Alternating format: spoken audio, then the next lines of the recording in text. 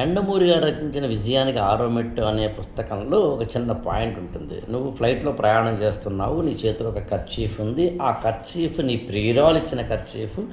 అది చాలా ఇష్టం నీకు. ఆమెతో ఉన్న మెమరీస్ అన్నీ దాంతోటే ముడిపడి ఉన్నాయి. అలా జేబురుమా లేకపోతే నీ జీవితమే లేదనుకునేంతలా ఉంటావు. అలాంటి ఒక బాండింగ్ ఉన్న ఆ కర్చీఫ్ కింద పడిపోయింది అనుకుందాం. అంటే ఫ్లైట్‌లో నువ్వు వెళ్తూ ఉంటే. ఫ్లైట్‌లోంచి కింద వస్తువులు కింద పడిపోవు కదా సార్! అలాంటి లాజిక్‌లు ఇక్కడ అప్లై చేయకండి. బట్ అనుకుందాం, నీ ప్రియురాలిచ్చిన కర్చీఫ్ 1000 అడుగుల పైనుంచి కింద పడిపోతే అలా పడిపోయిన కర్చీఫ్ కోసం దూకెయ్యాలి అని అనుకోవడం ప్రేమ. దూకలేక నన్ను నేను కుంచించుకొని బాధపడిపోతూ ఏడుస్తూ అయ్యో రామా కర్చీఫ్ పోయింది, అయ్యో రామా అని బాధపడుతూ కూర్చోవడాన్ని వ్యాకులత అంటారు. దూకితే ప్రాణాలు పోతాయి, కర్చీఫ్ కోసం దూకక్కర్లేదులే అని అనుకోవడం జ్ఞానం. చిన్న చిన్న వాటికి పెద్దగా రియాక్ట్ అవ్వక్కర్లేదని తెలుసుకోవడం ఆత్మజ్ఞానం. ఇంకా చెప్పాలంటే విజ్డమ్.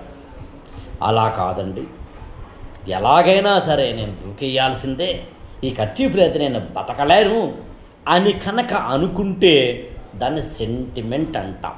అంటే నాకు ఈ కర్చీఫ్ లేకపోతే నేను బతకలేను, దూకేస్తాను అనుకోవడం అన్నమాట. అలా కాదు, నిజంగా దూకేస్తే దాన్ని మూర్ఖత్వం అంటారు.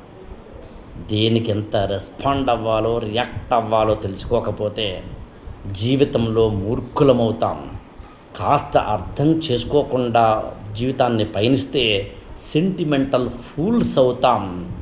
దేనికి ఎప్పుడు దూకాలో, దేన్ని పట్టుకోవాలో, దేన్ని విడిచిపెట్టాలో తెలుసుకోకపోతే మనం ప్రేమ అనే ఒకానొక భ్రమకి ఏమంటే బందీలవుతాం. పిచ్చి ప్రేమ అనే పేరుతోటి మన జీవితాన్ని నాశనం చేసుకుంటాం.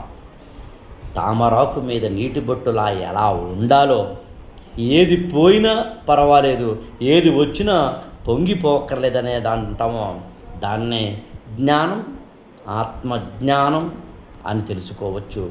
దాన్నే వివేకం అని తెలుగులోనూ, విజ్డమ్ అని ఇంగ్లీష్లోనూ అంటారు.